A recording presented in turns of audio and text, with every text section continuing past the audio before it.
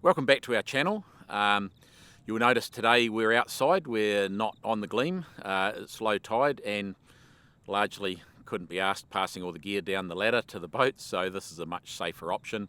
Beautiful day here in Port Nelson. So yeah, here we go.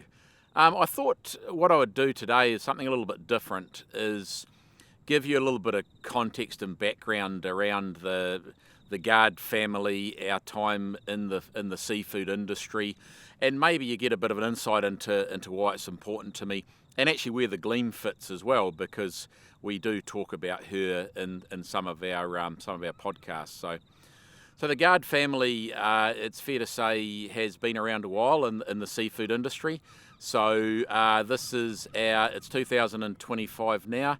So this is our 198th year in the New Zealand seafood industry. When did it start? Started back in 1827. Actually go back further in 1825 when Jackie Gard, a young 21-year-old from Cornwall, unfortunately got nicked for taking a tablecloth for his mother's birthday. Back then penalties were pretty harsh, so he got thrown on a vessel called the Infidel, and he got 5 years hard labour in Australia. So he managed to get out in about 1827, where he joined a whaling ship, and they went down the Southern Ocean looking for seals and whaling and bits and pieces of Southern Ocean in New Zealand.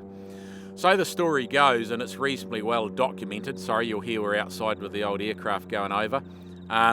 He was standing on watch, so he loved vessels, and he had a bit of a background with vessels back in Cornwall, and he was standing on watch one moonlit night coming up through the Cook Strait after returning all the way up the east coast from their southern whaling and sealing grounds. And it was a full moon night, and he saw water spouts coming through the middle of Cook Strait that he realised were whales. So he didn't say too much. He was only the boy. He was on watch. Went back to Sydney because that was the main centre for all trades in this region. And he actually went to business with another gentleman, James Wynham, and they bought a vessel. So Jackie Gard came back in 1827 with his very first vessel, timber vessel, and he set up the first shore-based whaling station in New Zealand. Back then it was called Tāwai or Te Aota. Now that's just inside Tory Channel, which a lot of you will know as the Pirano Whaling Station. That was the site of the first shore-based whaling station in the South Island, set up by Jackie Gard in 1827. It's quite interesting too when you look at the McNab's early diaries, and we've got a lot of family history and material in Te Papa as well that validates a lot of these timings and information. As it's believed that Jackie Gard was the first European to actually discover Tory Channel. So how that came about was, again, when he was on one of his first trips with his vessel when he came back from Australia looking for these rich grounds in the Cook Strait, and he got caught out in a gale of southerly in the Cook Strait, and most of you that have been there before realise how horrendous that can be, or even being on the rail ferries, you know what that trip can be like. So he was coming with the weather, coming from the south, and he'd been down, he had a belly full of whales and seals and bits and pieces, and he realised that he was in trouble. The old wooden scow started taking on water, and he thought, well, what am I going to do here? So he saw a low neck just on dark, and he saw a bit of a dip in a hill.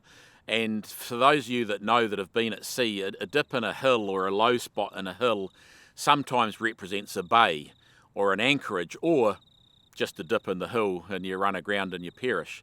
So he took the chance. He didn't have, there's water coming in, the vessel was going down, and he took the chance and he headed for that dip in the hill. And records show that he is potentially the first European vessel to go through Tory Channel. Wasn't called Tory Channel, he called it Fairhaven or Tāwai or Te Aota. So he managed to get the tides and everything right, and he went in through Tory Channel, and that's where he found the site, Tāwai, and set up the first shore-based whaling station.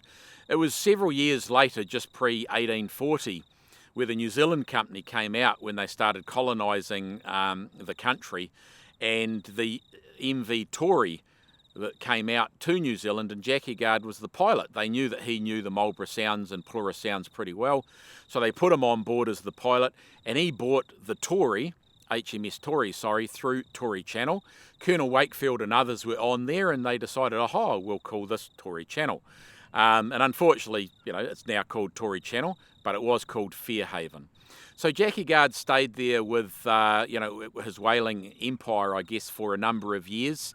At one stage, there was 600 to 700 people there. It was the largest settlement in the South Island.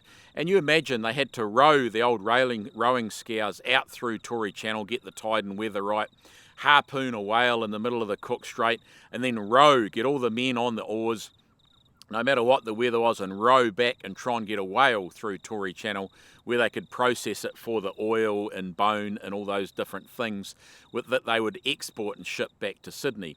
So it is documented the first ship of whale oil was 4,000 litres, or approximately 4 tonne, sold by Jackie Gard at Sydney in approximately 1830 or 1829. So all of that is archived.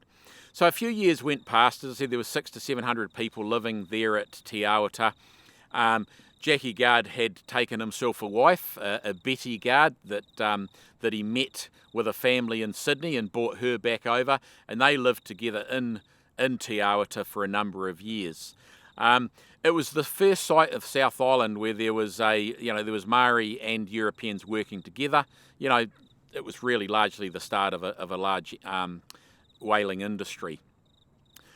He at that same time there was a lot of Tarapria's tribe, which was at the time Ngāti Tua, still Ngāti Tua today, and they were coming down. They were coming down from Kapiti and Wellington and those various regions, and they were warring and fighting with a lot of the top of the South tribes, and there was a lot of things happening in the background, and of course Jackie Gard was just trying to catch whales and make a crust. So this was happening around him, and largely he was left alone, but over a period of time he got involved in some of the skirmishes, and things started to happen, and there was more interaction with the warriors and Ngāti Tory and all those sorts of things, and it really started to disrupt their enterprises.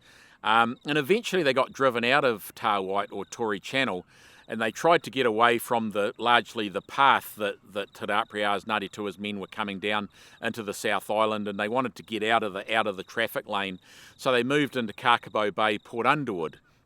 So Port Underwood, a part of Port Underwood, is still owned by the Gard family today, and it's believed to be one of the New Zealand's oldest European land titles when the Gard family purchased Kakabo Oyster Bay in 1834 from Te Rāpria.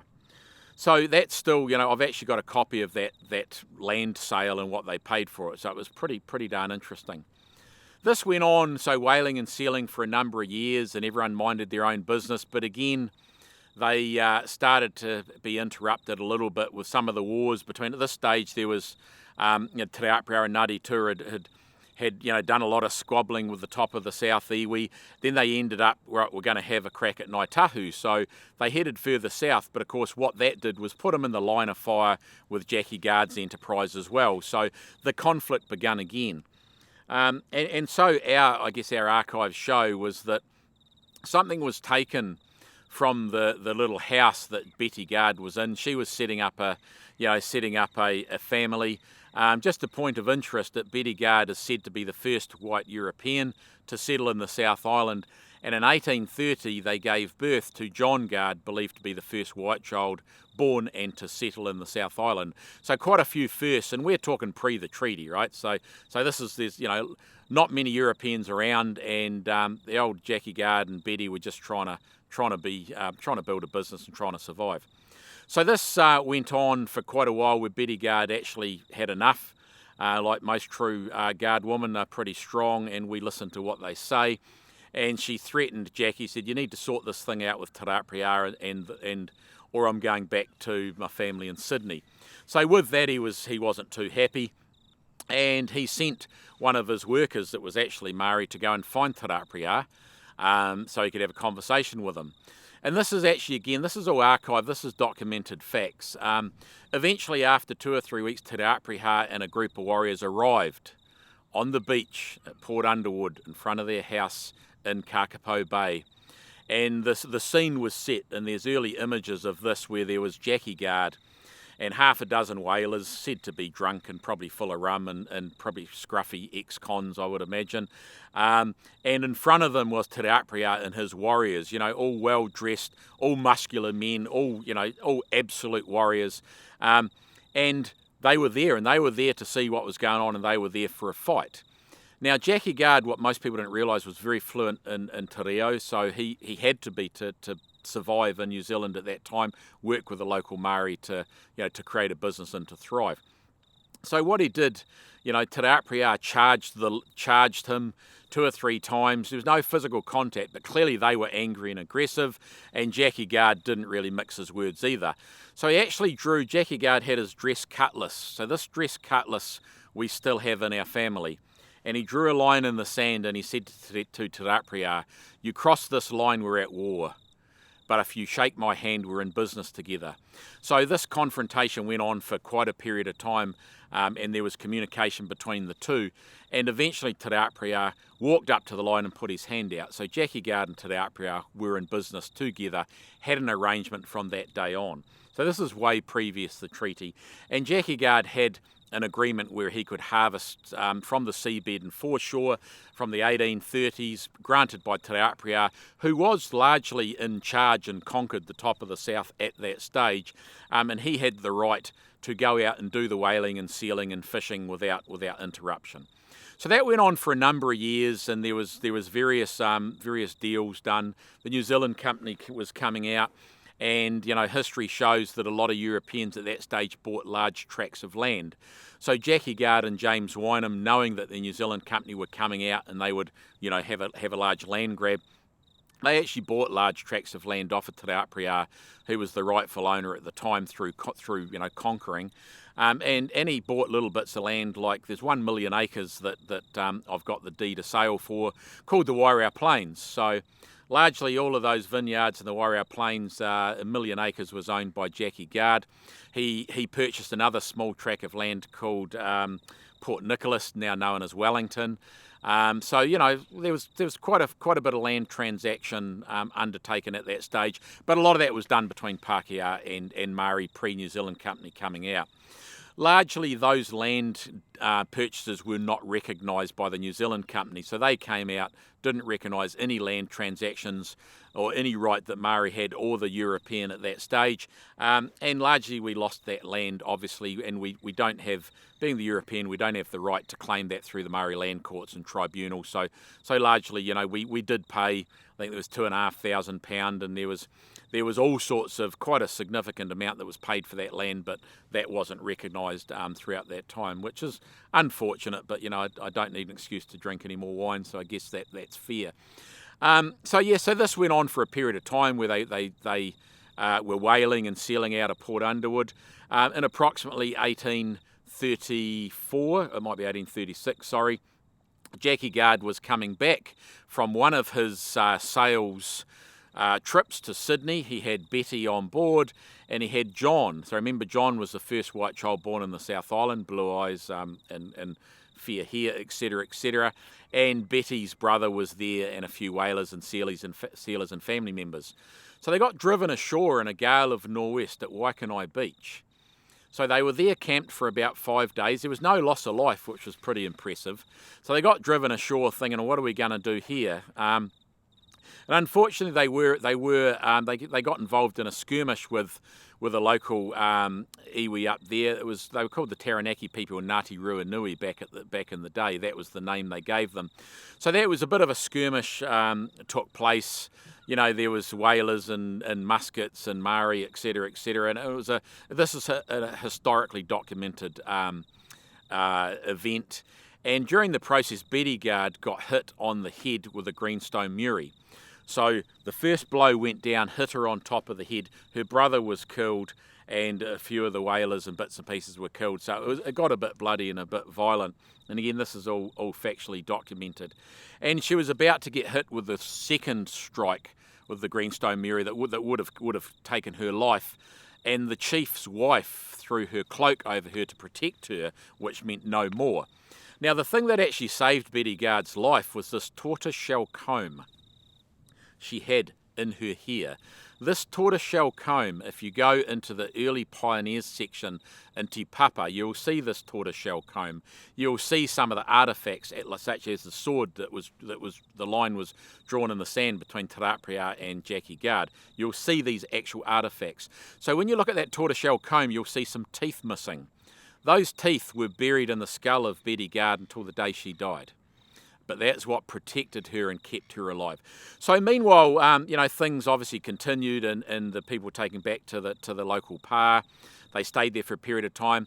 Jackie Gard, being a businessman, said to the chief at the time, I think it was Chief Oiti, my pronunciation is probably not great, but he said, let me pay you a ransom to get my family back so we can go on our way.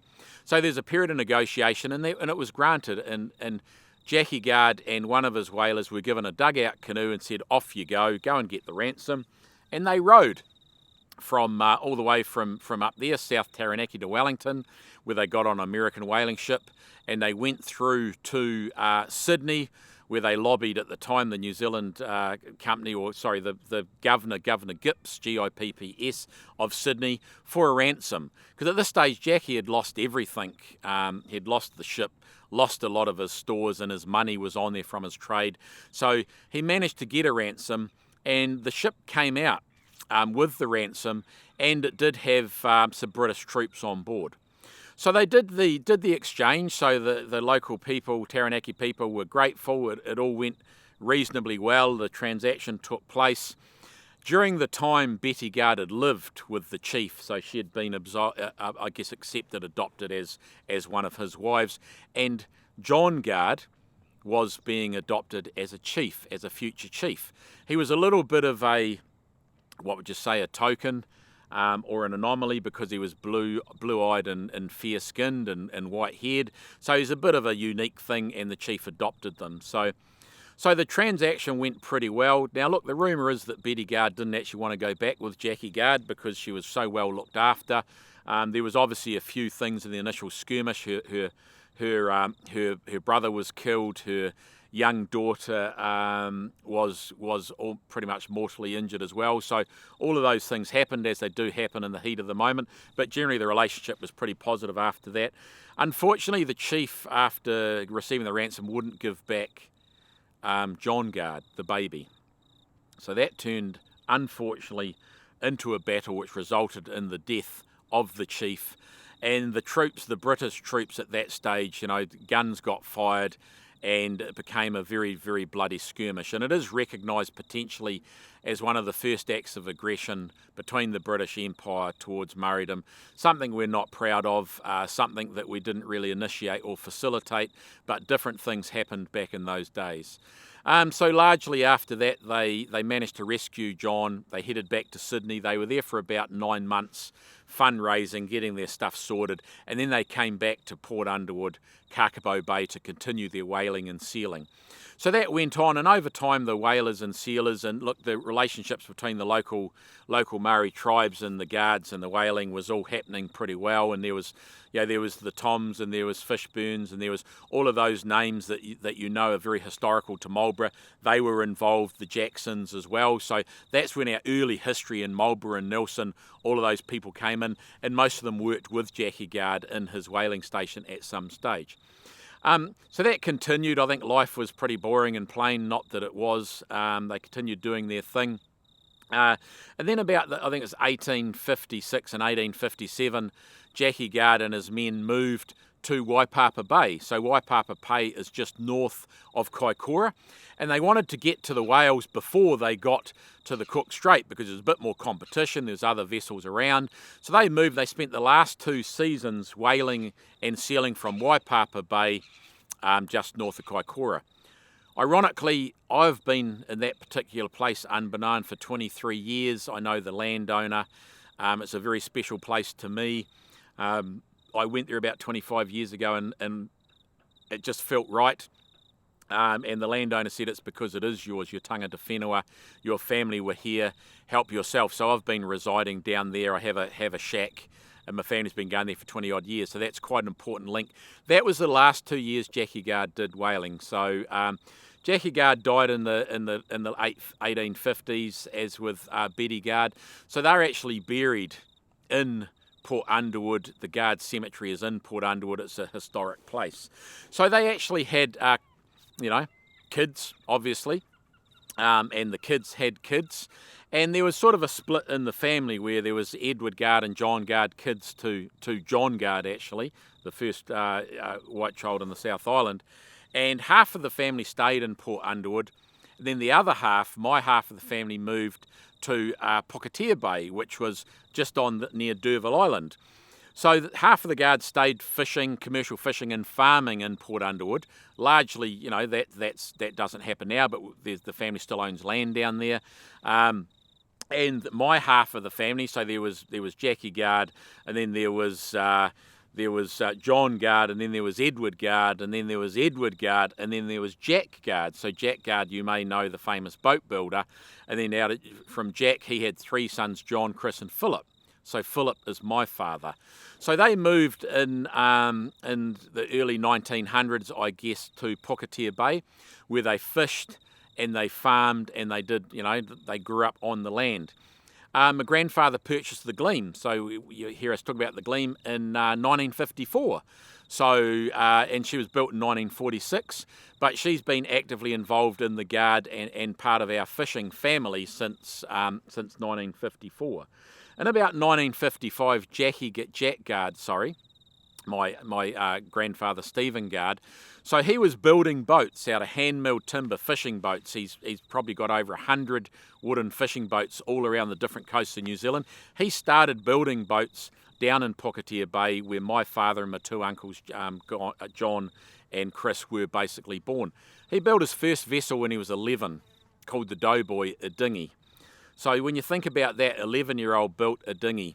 The day he went to launch it, he told his mother, as proud as Punch, I'm going for a row. They didn't realise what he was doing in the bush.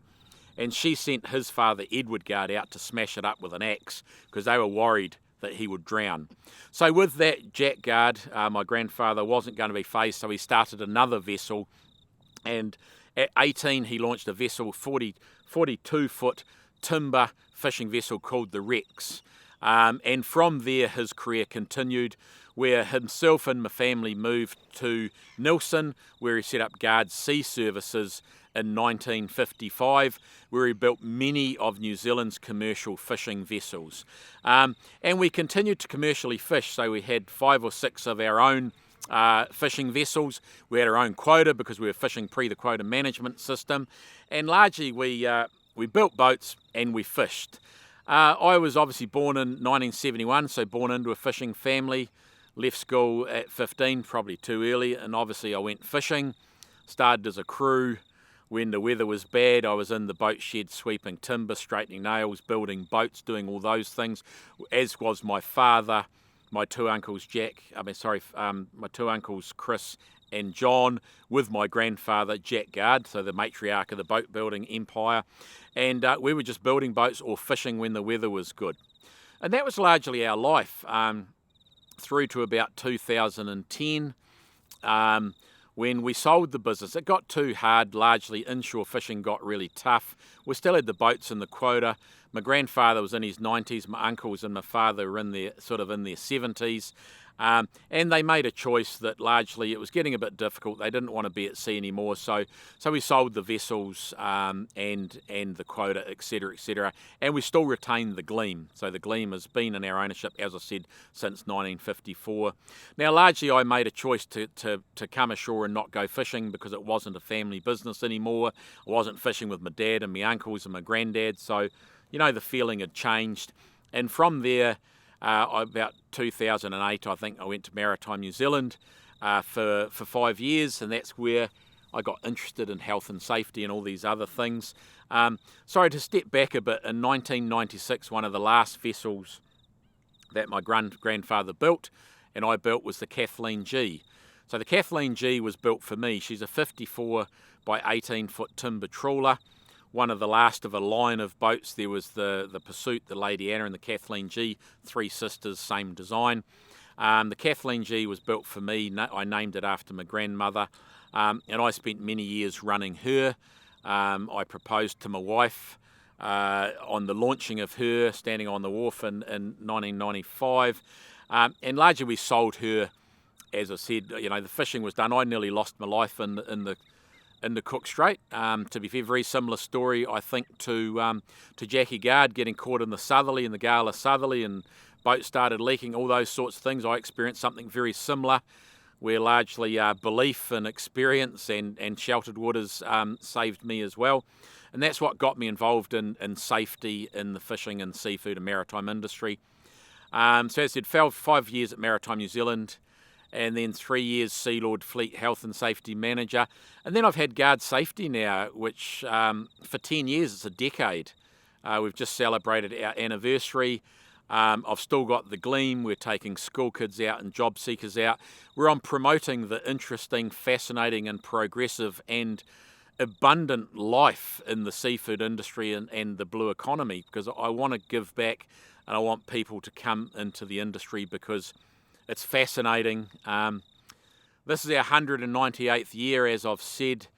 The Guards will have a reunion in Kaikoura in 2027. That will be our 200th year involved in the New Zealand seafood industry. What will happen beyond that, I don't know, because I am the last Guard. So I'm the last Guard involved in the seafood industry in New Zealand from 1827 through to now. So, and I'm okay with it. It weighs reasonably heavy, but it's time for a change, I guess, and fresh thinking, fresh ideas. But I am very proud of our history and what the Guards have contributed to the New Zealand fishing industry and all those other famous seafood families.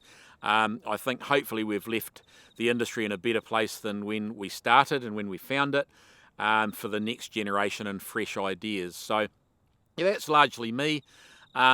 Thanks for watching, and look, please subscribe, because it's really important you tick that little box so we know that you're interested in what we're doing, and we can continue to do things like this and podcasts and get information from people that have also had a really worthwhile, colourful career in the industry. So thanks for your time, and have a good day.